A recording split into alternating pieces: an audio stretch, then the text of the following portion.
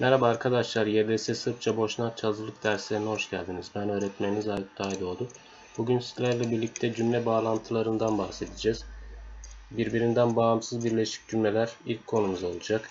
Burada bağlaç yardımıyla iki cümlenin tek cümle içinde bir araya geldiğini göreceğiz. Bu bağlaçları tek tek değerlendireceğiz ve Türkçe karşılıklarını yazacağım. Bu bağlaçların hangi görevlerde kullanıldığını tek tek öğretmeye çalışacağım sizlere. Ve cümlelerin Türkçe karşılıklarını karşısına yazacağım ve bunları daha önceden ben hazırladığım şekilde size aktaracağım. İsterseniz başlayalım şimdi. Evet arkadaşlar, birbirinden bağımsız birleşik cümlelerin ilki i, pa, te, ni, niti bağlaçlarıyla kurulan birleştirici cümleler. Şimdi ilk cümlemizde on sluša muziku veya glazbu išeta. Şimdi muzika ismi glazba olarak da kullanılabiliyor. On sluša ne dinliyor? Müzik dinliyor. O müzik dinliyor i šeta ve geziyor. Ujutro idem u školu pa onda jurim na plivanje. Buradaki pa bağlacı da Türkçedeki ıp, ip ekleriyle kurulan zarf ile karşılık geliyor. Pa jurim. Ujutro idem u školu, sabahleyin okula gidip daha sonra onda jurim na plivanje. Yüzmeye gidiyorum. Prijatelji su došli po mene te smo zajedno otišli u kino veya bioskop. Şimdi sinema kelimesi kino veya bioskop olarak da kullanılabiliyor. Buradaki T bağlacı ve ardından Türkçe edat ve bağlaçlarına karşılık gelebiliyor. Arkadaşlarım beni almaya geldiler. Ardından birlikte oyun alanına gittik. Şimdi buradaki T'yi ben ardından daha sonra ne olduğunu bildirmek için kullandım. On nije de niti pije. Buradaki ni, niti bağlaçları bir cümle içinde kullanılabiliyor. O ne yiyor ne de içiyor.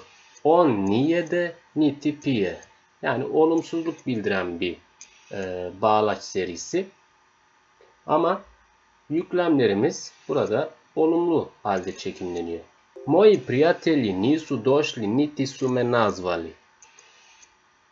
Buradaki niti de aynı şekilde tek başına ne de anlamlarına geliyor. Arkadaşlarım ne geldiler ne de beni aradılar. Moji prijatelji nisu došli niti su me nazvali. Yani buradaki bağlaçlar genel olarak göreceğiz birazdan hepsini. Hepsi iki yüklemi bir cümle içinde tutan bağlaçlar. Evet, ikinci türümüz ise ili bağlacıyla kurulan ayrıcı cümleler. Buradaki ili bağlacı veya anlamına geliyor Türkçe'de. Hoćeš li večeras van sa mnom ili ćeš ostati kod kuće? Şimdi veya ya da yoksa hepsi aynı anlamda kullanılabiliyor ili bağlacına göre. Şimdi hoćeš li večeras van sa mnom? Akşama benimle gelecek misin? İli yoksa ćeš ostati kod kuće. Evde mi kalacaksın? Şimdi bu bir soru cümlesi. İli dođi ovamo ili ja odlazim. Şimdi ili bağlacı cümle içinde iki kere kullanılırsa eğer ya da anlamlarına geliyor. Şimdi ili dođi ovamo ya buraya gel, ili ja odlazim ya da ben gidiyorum. Şimdi üçüncü türümüz a, ali, no, nego, već bağlaçlarıyla kurulan zıt cümleler. Svi smo išli na more, a ona nije došla. Buradaki a bağlacı virgülden sonra ise, şimdi buradaki bağlaçların hepsi virgülden sonra kullanılıyor arkadaşlar. Buna dikkat edelim. A bağlacı ise anlamına geliyor Türkçe'de. Svi smo išli na more, hepimiz denize gittik. O ise gelmedi. A ona nije došla. Dugo sam čitala ovaj roman, ali nije mi bilo dosadno. Ali ama anlamına geliyor. Dugo sam čitala ovaj roman. Bu romanı uzun süre okudum, ali nije mi bilo dosadno. ama sıkılmadım. Nie bio vrijedan, nego je bio lijen. Şimdi buradaki nego bağlacını bilinmesi gereken bir durumu açıklamadan önce kullanıyoruz arkadaşlar. Yani bir görüş var. Daha sonra o görüşün aksine bir görüş daha bildiriyoruz.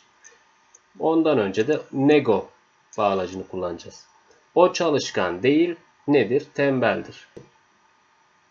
Nije bio vrijedan, nego je bio lijen. Htjeli smo spremiti sobu, no tata ju je već bio spremio. Şimdi buradaki no bağlacı da ancak böylelikle anlamlarına geliyor. Odayı düzenlemek istemiştik. Htjeli smo spremiti sobu, no ancak babam zaten düzenlemişti. Tata ju je već bio spremio.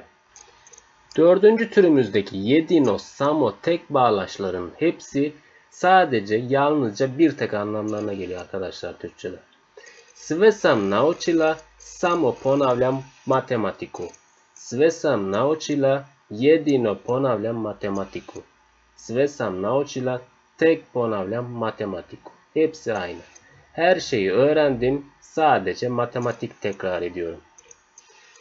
Beşinci türümüz ise son türümüz oluyor. Dakle yani anlamına geliyor. Zato bunun için, onun için anlamına geliyor. Stoga bu yüzden, o yüzden anlamına geliyor arkadaşlar.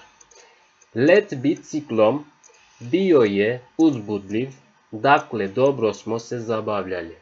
Yani let biciklom bio je uzbudljiv. Bisikletle uçuş heyecan vericiydi.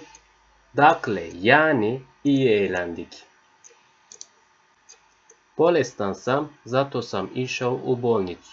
Hastayım, bolestan sam, zato sam išao u bolnicu. Onun için hastaneye gittim. Ne znam riješiti ovaj problem, stoga trebam pomoć. Bu problemi çözmeyi bilmiyorum, ne znam riješiti ovaj problem. O yüzden, stoga trebam pomoć. Yardıma ihtiyacım var. Evet arkadaşlar, bugünkü konumuz birbirinden bağımsız birleşik cümlelerdi. 5 çeşidine değindik sizlerle. Sorularınızı yorum kısmında bildirebilirsiniz. Videoyu beğenip kanalıma abone olursanız sevinirim. Herkese sınavda başarılar.